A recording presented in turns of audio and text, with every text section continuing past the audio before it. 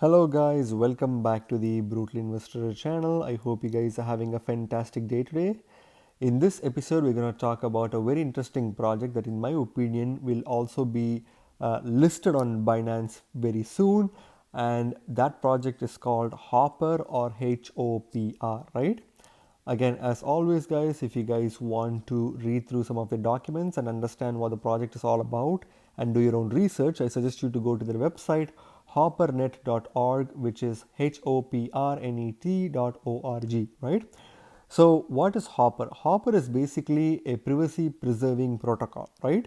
So if you go to their website, you can clearly see the data privacy for good. That's one of their catchphrases. And if you see, they are in the news, and CoinDesk had published a nice article last year that stated Binance Labs, the incubation and seed funding arm of the world's largest crypto exchange, has made its first investment this year, backing decentralized privacy startup HOPR, right? So basically, if you guys know, Binance Labs is a part of Binance, which is the world's largest cryptocurrency, and this group of Binance team is mainly focused on finding and seeking interesting crypto projects and investing in them, right? And early last year, it was announced that Binance Labs has made its investment into the decentralized privacy preserving startup project called Hopper, right?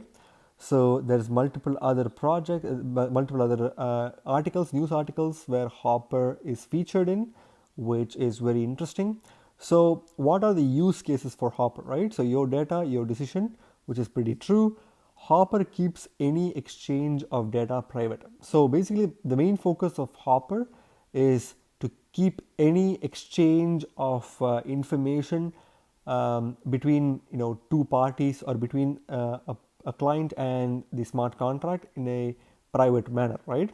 The Hopper protocol is a layer 0 privacy foundation for anyone to build on, right? So it's simply a layer 0 foundation which is on the Ethereum blockchain as of time of making this video.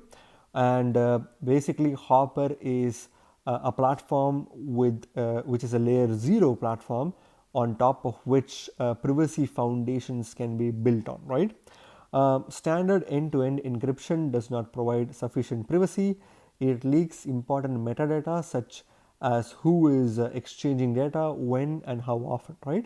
So this is absolutely true, guys, because if you see, anytime you take standard end-to-end encryption for any kind of platform, if you see, for example, WhatsApp is a very good example, right?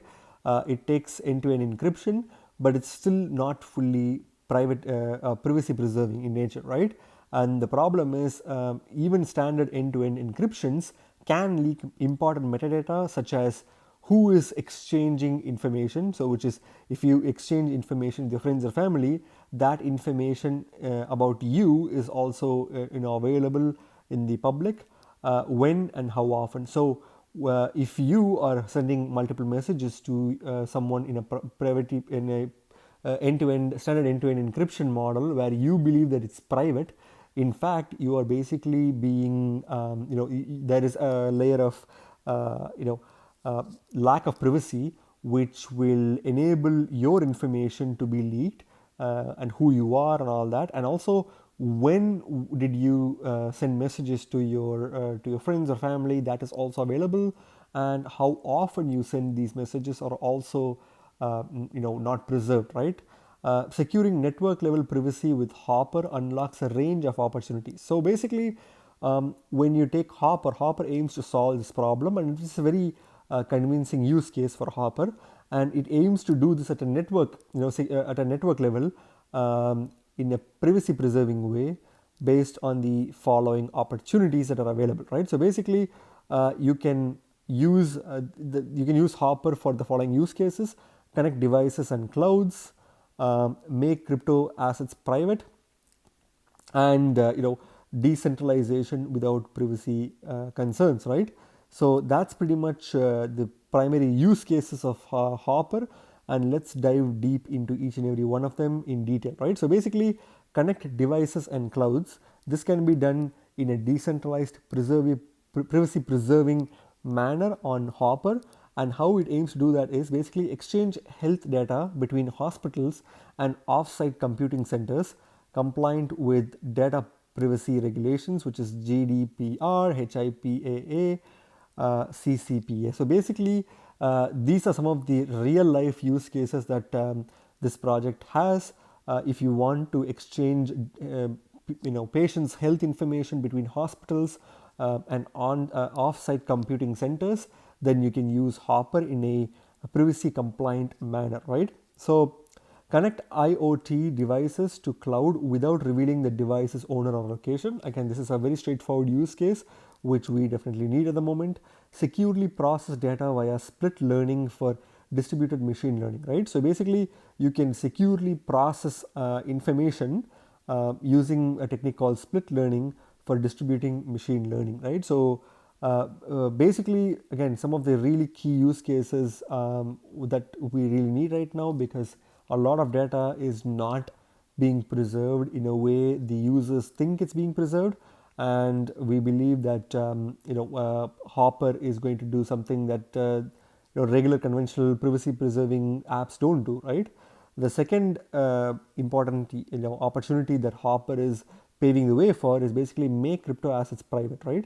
Complement on-chain privacy with Hopper's network level privacy for truly confidential transactions. So when you are transacting in a blockchain, there is a layer of privacy within the blockchain. Although like by doing KYC AML and linking a person's identity to their wallet address, you can track everything about them, because the blockchain itself is semi-anonymous. Most of the blockchains are semi-anonymous. Some of the classic examples are Bitcoin, Ethereum, and Litecoin, and so on and so forth, right? So all of these blockchains are in some way privacy preserving, right?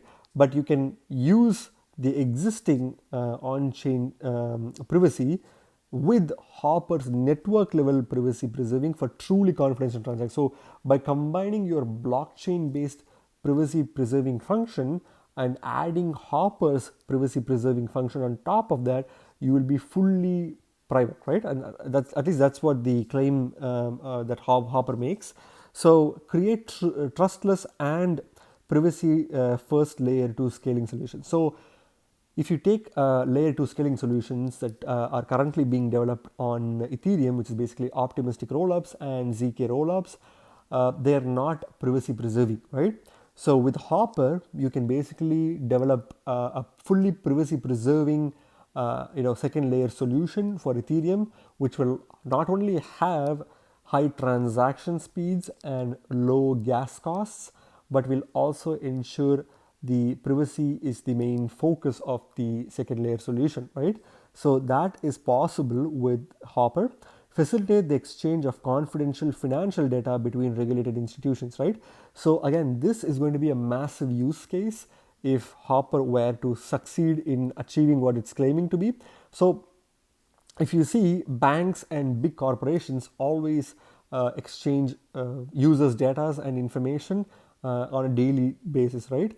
Many of these data are likely at a risk of being hacked, and they have been hacked by several experienced hackers who can who can take advantage of certain loopholes on these systems, in the centralized systems, and hack information which can reveal every user's privacy, right? But by using Hopper, at least what they claim is, by using Hopper, you can facilitate exchange of confidential financial data between regulated institutions in a privacy preserving way, right? So this is some solid use case in my opinion. So the third main change that Hopper is planning to bring to the table is basically decentralization without privacy concerns, right? Securely access private documents. So again, pretty straightforward application. You can securely access any data or document of a user in a privacy preserved manner, right? Chat in private, so not even the provider knows who you are talking to. So again, going back to the WhatsApp example, you can clearly see that there were concerns with WhatsApp, having access to private messages that they shouldn't really be having access to, and thereby, um, potentially, not only intruding privacy, but also, thereby leading to a potential hack that can leak people's personal conversations or information of a user who is transacting messages to another user on the public, right? But by using Hopper, you can basically chat in private and ensure that even the provider, the service provider, is not aware of what you're transacting, or whom you're talking to, or what kind of messages you are exchanging, right? So that's a pretty cool feature. Manage your organization securely from anywhere, including your home office, right? So you can obviously have a minor use case where you can manage your organization or your firm in a secure and decentralized manner from anywhere in the world, including your home office, right? Again, this is something that's pretty common for every decentralized project, but I believe they still wanted to include this here anyway, right? So as you guys can see, this project is highly focused on privacy, and I believe that that's one of the reasons why Binance Labs invested in this project, because it has several use cases, right? And one other thing that I noticed about this project is this is one of the few projects that has actually provided some real life potential use case of the project, about providing examples about exchanging health data between clients, connecting IoT devices, and some other financial, like transacting financial data between financial establishments. So those are some of the real life use cases that Hopper is providing as an example, which many other projects don't really provide, right? Many projects, let's say for example, I don't have a project in the back of my head. They're basically saying that you can stake, you can earn money, and you can provide liquidity, and so on and so forth. That's basically what they cover. None of the projects really try to think outside of the box to see what will be the real life use case that their project can actually solve, right? What kind of problems can they actually solve in real life scenarios? And I give kudos to Hopper team for providing that information, and that's something that every project should start doing on their website, right? So basically, if you see Hopper for privacy blog, cryptographers, techies, entrepreneurs, miners and stakers, and investors, right? So you can use any of these categories, may find an interest in Hopper, because it kind of goes well with the several different groups of people and investors, right? So Hopper is enabling data privacy. We are building the Hopper network to give people and companies control over their level of data privacy. Again, something that we already discussed before and we are already aware of right now. Open source support. The Hopper community fights for the digital privacy of the future. Everybody can become a part of our movement. So again, something that they, like, just like any other project, they want to become a part of a movement which tries to solve a real life problem, right? We want you to grow. Personal hackathons plus community. So they also have options where people can participate, and they want to build this huge community around them. And this is some of the ways by which they do it, right? So you can participate by being a part of their hackathon plus community. For professionals, you can basically use your company, and you could kind of like participate in Hopper's testnet or even mainnet when the mainnet is already live, I believe. But company can also participate in several Hopper related events, right? Which is going to help the community grow and become its own kind of like a community. So Hopper blogs, privacy blogs, crypto blog, tech blog, news blog. So you can also kind of like see several of their blogs that they're planning to create. Partners, they have partnerships with Avado, Elron. They also have some partnerships with several Swiss related companies. Since it's a Swiss based project, it's only obvious to imagine that they'd have some partnerships with some Swiss based venture capitals as well as companies. So if you want to look into their team, you can do that as well. So Hopper is a digital commons built by and for an open community that has no single owner or single point of failure, right? Again, just like any other decentralized platform, this project has no centralized point of failure. At the same time, delivery of complex software projects need needs commitment and accountability, right? So that's very true. Therefore, the Hopper Association provided a first grant to the Hopper Services AG to develop and support a first version of the Hopper protocol in TypeScript to bootstrap the ecosystem, right? Again, something that you guys can read further on their website, right? So again, that's pretty much it. I believe you guys can kind of like take a look at their other information on their website, including, you know, the technology, book of Hopper, token, and they have some information about how to win some tokens. You guys can access that on their website as mentioned before, right? So let's go to the CoinGecko page for Hopper, and as you guys can see, it's currently not ranked on CoinGecko, which means this token is still very early, right? The token price is currently 81 cents per token at the time of making this video, and it recently had a 2.2% dip in the past 24 hours, right? So if you take the market cap, again, the current market cap information is not available on CoinGecko, but you can clearly see that since it doesn't have a market cap, the market cap is still relatively unknown, the ranking is not available, and therefore it's very unnoticed, right? Because if you see, most people who want to trade new cryptocurrencies or who want to invest in cryptocurrencies, they use CoinGecko or CoinMarketCap as a platform to do their research or to access tokens, to see some of the preliminary information from their charts and all that. But for this token, since it's not available in the rankings, it goes unnoticed very quickly, right? So that makes this project more of like this unnoticed hidden gem, which will definitely be something that you guys can look into. Let's talk about the maximum supply. It has 130 million tokens as a max supply. Again, slightly higher than what I would personally think as the most optimal max supply, which is 100 million tokens. But here there is 130 million tokens, so it's kind of like a pass from me, because I don't really want to invest in tokens that I typically don't invest in tokens that have way more max supply. But again, since I find this token having several use cases with regards to privacy preservation, and the most likely chance of being listed on the Binance exchange, I do believe that this token has incredible potential, right? Again, the current circulating supply is unknown, but I do believe that the current circulating supply is going to be very low, which means there's going to be a lot of injection of new tokens released into the market, which can potentially slump the price of this token, right? Which is something that all tokens have to undergo at some point of time. If you look at the charts again, if you see, this is a really good buy opportunity for anyone who wants to buy this token, because after, I believe, its seed sale or public sale, it pretty much had a tumble down from about like $2.40, I believe, $2.20, all the way till the lowest of the low of 45 cents, right?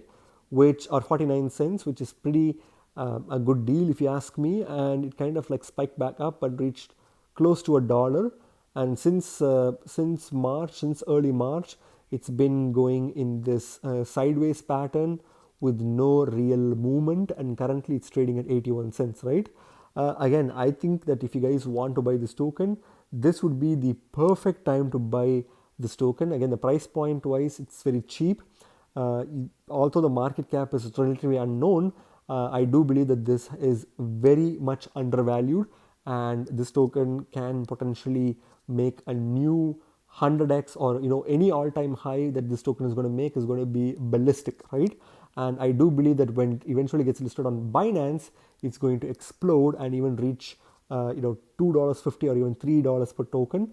And for that price point, for that potential price point, this is a very good entry point, right? So if you look at the Bitcoin comparative, again, the same pattern that we saw on the dollar comparative is being repeated on the Bitcoin comparative. It was kind of like at its all-time high, it was at 4,424 satoshis per token, and then it reached an all-time low of just a few, like 1,300 to 1,000 satoshis, around that range, 1,000 satoshis per token. And then now it's currently trading at around 1,400 or 1300, 1400 in that range, right? Again, if you guys have some spare Bitcoin Satoshis that you want to invest in, this would be the right time to invest.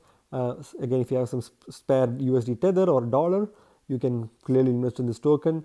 It's a pretty good buy opportunity, right? Again, please don't consider anything in this video as financial advice. I'm not a financial advisor. Please do your own research before you put in any of your money on this token. But if you'd ask me, this would be the right time to grab a huge bag of this token, which I myself am going to do pretty much sooner, right? So if you see the exchanges where it's available, you can obviously get it from Uniswap, which is obviously not the best option to get because it's high gas fees and very low transaction speeds can definitely hamper your buy opportunities. But I would definitely recommend you guys to look into MXC and Gate.io. Although I haven't personally used these two exchanges, I would probably not be rigid and wouldn't ask you guys to not buy it from those exchanges. But if you guys do have some good experience from these exchanges, let me know. Otherwise, I'll probably try to do my own research and probably create some create an account in this in one of these two exchanges. Maybe try transacting a few $100 and see if I can withdraw it or not. If I don't, then I'll probably stop buying from either of the exchanges, right? Because I don't want to risk buying a huge amount of money where I can't withdraw it, or if there's no liquidity or volume, or there's some form of shady thing that goes on in these exchanges, right? If you guys know about these exchanges, and if you guys know that you have successfully bought and sold tokens from these exchanges, then let me know, and that will help me do my own research, right? So what are my thoughts on this token? So basically, it's a very brand new token. Only been around since mid-Jan to early Feb, in that range, and it's still very low. When it comes to its value, I think it's highly underrated. It's going relatively unnoticed by the large cryptocurrency community because they're all focused on tokens that are available on CoinGecko with a ranking so that they can kind of pump it, right? This token, if you see, it doesn't really have an all-time highs yet. And if you see this price of $2.20 from late February, I wouldn't really think that that's an all-time high. I don't think that even counts as an all-time high because it was immediately after its launch, it had this pump, and then it's dumping since then. So I do believe that this is the right price point to enter into this token. And I believe that a Binance listing is coming very soon because this token was funded by Binance Labs. And as I told you guys in my previous videos where I talked about Marlin Pound, which is currently available on Binance. It was also a project that was funded by Binance Labs. I also talked about Dodo, which is a very cool project that I also covered in a few months back. And that project was also funded by Binance Labs. And what do you know, it's also trading on Binance right now. So this project is definitely going to trade on Binance. Due to its max supply, I do believe that there is a chance that they can even use this token as a launch pool token or a launch pad token, and they'll probably list it in the innovation zone, right? So again, maybe within a few months maximum, or in the short term, maybe within a few weeks, you can expect potential listing from Binance, and that's going to blow this token off its roof, right? And that's pretty much it. So remember guys, you guys are not regular investors, you guys are brutal investors, so stay brutal. Thank you very much for watching my video guys. If you like my video, please hit the like button and subscribe for more videos. See you in my next video. Bye.